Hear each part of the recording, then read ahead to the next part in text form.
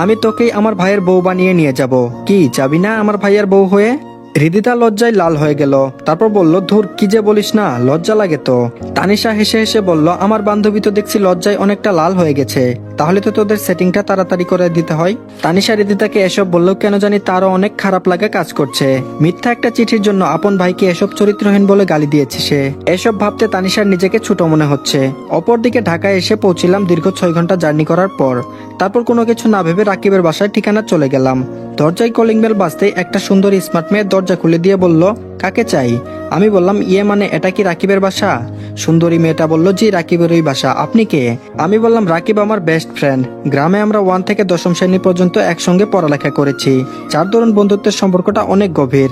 আচ্ছা, এখন কি রাকিব বাসায় আছে? সুন্দরী মেয়েটা বলল, ও তার মানে আপনার নাম নিশ্চয়ই রনি, রাইট? আমি বললাম, জি হ্যাঁ, কিন্তু আপনি কেমনে আমার নামটা উপলব্ধি করতে পারলেন সেটা আগে বলুন। মেয়েটা বলল, সবই বলবো, তার আগে ভিতরে আসুন। মেয়েটি বলল, এই শুনছো, বাহিরে এসে দেখো কে এসেছে। রাকিব বলল, কে এসেছে? কিপ এই বলে যেই আমাকে দেখলো, বেশ তখনই আনন্দের সহিত বলল, আরে দোস্ত, কেমন আছিস? আমি বললাম, ভালো। সেই যে গ্রাম থেকে এসে পড়লি, কই একদিনও তো ফোন দিয়ে খোঁজখবর নিলি না। রাকিব বলল, সরি দোস্ত, ভুল হয়ে গেছে। এছাড়া আমার এইদিকে অনেক ধকল গিয়েছে। আচ্ছা, এসব কথা পরে হবে, আগে ফ্রেশ হয়ে আয়। এই নীলা, যাও রনির জন্য ভালো কিছু খাবার রান্নার আয়োজন করো। নীলা বলল, আচ্ছা ঠিক আছে, তোমরা গল্প করো, আমি বরং এর মধ্যে রান্নার কাজটা সেরে নেই। রাকিব বলল, এখন বল, ঢাকায় কেন আসছিস? আমি বললাম, ওই একটা চাকরির ইন্টারভিউ দিতে। কিন্তু তার আগে বল, মিলা নামে যাকে এতক্ষণ ডাকলি সে তোর কে হয়? রাকিবের কাছে গ্রামের বিষয়টি গোপন রেখে অন্য টপিকে গেলাম। রাকিব বলল, ও হচ্ছে আমার স্ত্রী নীলা, গত মাসেই পারিবারিকভাবে বিয়েটা হয়েছে। আমি বললাম, বিয়েটা করলি ভালো কথা, তো আমাদের ফোন করেও তো জানাতে পারতি, জানালি না কেন? রাকিব বলল, বিয়ের চাপে সবকিছু কেমন জানি গুলিয়ে ফেলেছিলাম। এসব আলোচনা করতেই রাকিবের স্ত্রী নীলা এসে বলতে লাগলো, এই তোমরা খেতে বসো, খাবার রেডি হয়েছে। ব্যাস, রাকিবের সঙ্গে খেতে বসলাম। রাকিবের স্ত্রীও ভালো মানের রাঁধুনি, সেটা খাবার মুখে দিয়েই বুঝতে পারলাম। খাবার খাওয়ার মাঝেই রাকিবকে উদ্দেশ্য করে বলে উঠলাম, রাকিব, ভাবি কিন্তু ভালোই রান্না করতে পারে দেখছি। তাছাড়া আজকালকার যুগের মেয়েরা ভালো মানের রান্না করা তো দূরে থাক, কিচেনের কাছেই যায় না। সেদিক থেকে নীলা ভাবি স্মার্ট হলেও রান্না বান্না কিন্তু ভালোই শিখেছে। রাকিব বলল, আর বলিস না, দিনে 1000 রকম আইটেম খাবার রান্না করে খাওয়ায় আমাকে। তাছাড়া নীলা রান্না বান্না করতে অনেক ভালোবাসে, এর জন্য তো নীলা রান্নার খাবারে এতটা জাদু। নীলা রাকিবকে একটু খুঁচা মেরে বলল, খুব পাম দেয়া হচ্ছে তাই না? আমি বললাম, ভাবি সত্যিই আপনার রান্নাটা অনেক ভালো। নীলা বলল, ধন্যবাদ ভাইয়া। খাবারের পর্ব শেষ করে উঠতেই রাকিব বলল, তো এখন কার কাছে যাবি? আমি বললাম, না মানে 2টা দিন তোর এখানেই আপাতত আমাকে থাকতে হবে। একথা বলতে মিলা রাকিবকে ইশারা করে কি যেন বলল। বেশ, রাকিব কিছুক্ষণ দম নিয়ে বলতে লাগলো, সরি দোস্ত, এখানে মনে হয় থাকা হবে না তোর। আমি বললাম, কেন? রাকিব বলল, আজ রাত 9টায় নীলাকে নিয়ে তাদের বাসায় যেতে হবে। একা বাসায় তুই কেমনে থাকবি? তার থেকে আমার এক পরিচিত হোস্টেল আছে, নাম বলে দিচ্ছি, সেখানে গিয়ে আমার নাম বললেই ডিসকাউন্ট পাবি। রাকিবের কথা শুনে এবার বুঝতে পারলাম প্রকৃতপক্ষে সে আমাকে বাসায় আশ্রয় দিতে নারাজ, কিন্তু আমার মুখের উপর না করতে পারছে না দেখে আমাকে এখান থেকে তাড়ানোর একটা বাহানা বানাচ্ছে, সেটা রাকিবকে দেখেই স্পষ্ট বোঝা যাচ্ছে।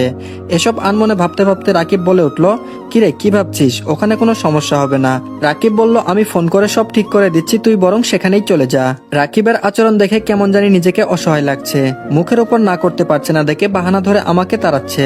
না, এখানে থাকতে হয়তো ওদের সমস্যা হচ্ছে, বরং আমি এখান থেকে এখনই চলে যাই। এসব ভেবে রাকিবকে উদ্দেশ্য করে বলে উঠলাম, না রে দোস্ত, সেটা আর প্রয়োজন হবে না, ভালো থাকিস, চললাম। মন খারাপ করে ব্যাগটা হাতে নিয়ে দরজার সামনে যেতেই ব্যাগে রাখা চেনটির কথা মনে পড়ে গেল। এই চেনটা হৃদিতাকে দিবার জন্য অনেক শখ করে কিনেছিলাম, কিন্তু ভাগ্যের কি নির্মম পরিহাস, সেই সুযোগ আর আমার হলো না। ব্যাস, দরজার ওখান থেকে আবার ফিরে নীলা ভাবির কাছে গিয়ে দাঁড়াতেই রাকিব জিজ্ঞেস করে উঠলো, কিরে, কিছু বলবি? আমি বললাম, না তেমন কিছু না, এই চেনটা ভাবিকে দিতেই ভুলে গিয়েছিলাম, তাই দিতে আসলাম। তাছাড়া আমার কোনো প্রিয়জন নেই যে তাকে চেনটা দিব, তাই ভাবিকেই দিচ্ছি। চেনটা নীলার হাতে দিয়ে চলে আসতে যাব, এর মধ্যে নীলা আমাকে উদ্দেশ্য করে বলে উঠলো, ভাইয়া দাঁড়ান। আমি বললাম, হ্যাঁ বলেন। নীলা বলল, ভাইয়া আপনি চাইলে যতদিন খুশি ততদিন থাকতে পারবেন, আমাদের কোনো সমস্যা হবে না। নীলার এমন কথায় কেমন জানি একটা শক খেলাম। কিছুক্ষণ আগে রাকিবকে ইশারা করে এখানে থাকতে মানা করলো, আর এখন আমাকে থাকতে বলছে, কি আজব একটা ব্যাপার। তারপর রাকিব ও নীলার সঙ্গে বলে উঠলো, দোস্ত, নীলা যখন বলছে তাহলে তোর যতদিন খুশি থাকতে পারিস, আমার কোনো অসুবিধা নেই। আমি বললাম, না রে দোস্ত, সেটা আর লাগবে না, ঢাকা শহরে আমার থাকার জায়গার অভাব হবে না, কোথাও না কোথাও জায়গা হবে, আসি, ভালো থাকিস। এই বলে রাকিবদের বাসা থেকে বের হয়ে আসলাম। ঘড়িতে লক্ষ্য করতেই বুঝলাম রাত প্রায় 11টা বাজতে 9 মিনিট বাকি। এমন সময় রাস্তায় একাই হাঁটছি আর রাকিবের কথা ভাবছি। গ্রামে থাকতে কতই না বন্ধুত্ব ছিল, আর এখন বাসায় এসে যেই থাকার কথা বললাম অমনি তার রং পাল্টালো। এরা শুধু স্কুল কলেজ লাইফেরই বন্ধুত্ব থাকে, এরপর তাদের কোনো উপকারেই পাওয়া যায় না। রাকিবের বাসায় না গিয়ে যদি অন্য কোথাও যাইতাম তাহলে ভালো হতো, শুধু শুধু মনটা খারাপ হয়ে গেল। এখন ফুটপাতে থাকা ছাড়া আর কোনো উপায় নেই। যার আশা করে ঢাকাতে আসলাম সেই যেরকম রিয়েক্ট করলো তা আমি স্বপ্নেও ভাবিনি। এসব ভেবে আনমনে রাস্তা হাঁটতেই হঠাৎ একটা বৃদ্ধ লোক দৌড়ে এসে আমার কাছে এসে বলতে লাগলো, বাবা আমার মেয়েটাকে ওই বখাটের হাত থেকে বাঁচাও প্লিজ। বৃদ্ধ লোকটির কথাটি শুনে কোনো কিছু না ভেবে বৃদ্ধ লোকটির সঙ্গে যেতেই কিছু দূরে লক্ষ্য করলাম দুইটা বখাটে মেয়েটার শরীরে হাত দিতে যাচ্ছে, কিন্তু মেয়েটা তার হাত বারবার সরিয়ে দিচ্ছে। এই দৃশ্য দেখে নিজেকে সামলাতে পারলাম না। এক পা সামনে এগোতে মনে হতে লাগলো আমি তো একা ওদের সঙ্গে লড়াই করতে পারবো না, তবে কিছু একটা দিয়ে তাদের আঘাত করতেই হবে, তবে না মেয়েটাকে ছাড়তে বাধ্য হবে। এসব ভাবতেই বৃদ্ধ লোকটি বলল, বাবা প্লিজ আমার মেয়েটাকে বাঁচাও, নয়তো এই নরপশুর কাছ থেকে আমার মেয়েটা রেহাই পাবে না। আশেপাশে কিছু একটা খুঁজতেই দোকানে রাখা একটা লাঠি পেয়ে গেলাম। সেটা নিয়ে দ্রুত সেখানে গিয়ে কোনো কথা না বলে পিছন দিক থেকে দুই বখাটেকে মারতেই একটার মাথা ফেটে রক্ত ঝরতে লাগলো। আরেকটা দেখেই ভয় পেয়ে দৌড়াতে লাগলো, কিন্তু এক বখাটে আমার কাছ থেকে রক্ষা পায়নি। তাকে লাঠি দিয়ে আরো কয়েকটা আঘাত করতেই বৃদ্ধ লোকটি বলে উঠলো, বাবা এবার ওকে ছেড়ে দাও নয়তো মরে যাবে। আমি বললাম না আঙ্কেল, ওকে পুলিশের হাতে তুলে দিব, এদের ছাড় দিলে রাস্তাঘাটে আরো বখাটেগিরি করবে। বখাটেটি আমার পা জড়িয়ে ধরে বলল, ভাই প্লিজ আমাকে আর মাইরেন না, আমি আর জীবনে কোনো মেয়ের দিকে তাকাবো না, তারপরও আমাকে পুলিশের হাতে তুলে দিবেন না প্লিজ। মেয়েটি কান্না করে করে বলল, না ভাইয়া ওকে ছাড় দিবেন না, আজ আপনি আমাকে না বাঁচাতে আসলে কাল সমাজে আমি মুখ দেখাতে পারতাম না, সুইসাইড করতে হতো আমাকে। আমি বললাম, কি বললো শুনলি তো, এখন তোকে কোনো ছাড় দেওয়া চলবে না, তোকে পুলিশের কাছেই রাখতে হবে। বেশ, আমার কথা শুনে বৃদ্ধ লোকটিও বলল, বাবা একটু অপেক্ষা করো, পুলিশকে ফোন করে জানিয়ে দিয়েছি, তারা আসতেছে। কিছুক্ষণের মধ্যেই পুলিশ এসে সেই বখাটেকে ধরে নিয়ে গেল। তারপর আঙ্কেলকে নিয়ে একটা প্রাইভেট কারে এসে নিয়ে গেল। গাড়ি দেখে বুঝতে পারলাম আঙ্কেলটি অনেক বড় লোক। আঙ্কেল যদিও আমাকে জিজ্ঞেস করছিল যদি সমস্যা হয় আমাকে জানিও, এই হলো আমার ভিজিটিং কার্ড। প্রতি উত্তরে বলেছিলাম অবশ্যই আপনাকে জানাবো। বেশ, রাতটা ফুটপাতে নির্ঘুম কাটিয়ে দিতে হচ্ছে। এখন কাকা কাকিমা ছাড়া যে বাস্তবতা কত কঠিন তা এখন হারে হারে টের পাচ্ছি। গ্রামে যে ফিরে যাব সেটাও সম্ভব না। আল্লাহর উপর বিশ্বাস রেখে দীর্ঘ একটি নিঃশ্বাস ফেলে ভাবতে লাগলাম সকালে একটা না একটা ব্যবস্থা হয়েই যাবে। অপরদিকে তানিশা বলল, মা আজ বাদরটাকে দেখছি না যে, কই সে? তানিশা একথা বলতেই তানিশার মা কান্না করে বলল, মারে আমার মনে হয় রনি আমাদের ছেড়ে অন্য কোনো শহরে চলে গিয়েছে। তানিশা বলল, কি বলছো, চলে গেছে মানে? কোথায় গিয়েছে? আমরা ছাড়া ওর কে বা আছে? তানিশার চোখের কোনো ইতিমধ্যে পানি জমে গিয়েছে। তানিশা ভাবতে পারছে না যে তাদের ছেড়ে এভাবে চলে যাবে। এখন তানিশা নিজেই নিজেকে মনে মনে গালি দিচ্ছে।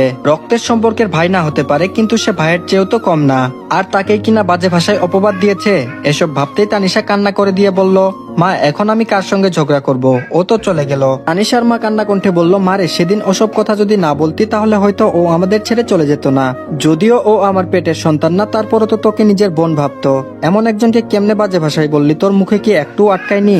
তানিশা বলল, মা আমার ভুল হয়েছে, সেদিন রাগের মাথায় এসব উল্টাপাল্টা কথা বলেছি, কিন্তু তুমি ওকে চলে যেতে দিলে কেন? তানিশার মা বলল, আমিও জানতাম না। তোদের কলেজের প্রিন্সিপাল আমাকে কয়েক ঘন্টা আগে ফোন করে বলল ও নাকি কলেজ থেকে টিসি নিয়েছে। তার কারণ স্বরূপ এটাও বলছে আমরা নাকি সপরিবারে ঢাকায় চলে যাচ্ছি। একথা প্রিন্সিপাল শুনে টিসিটা দিয়েছে।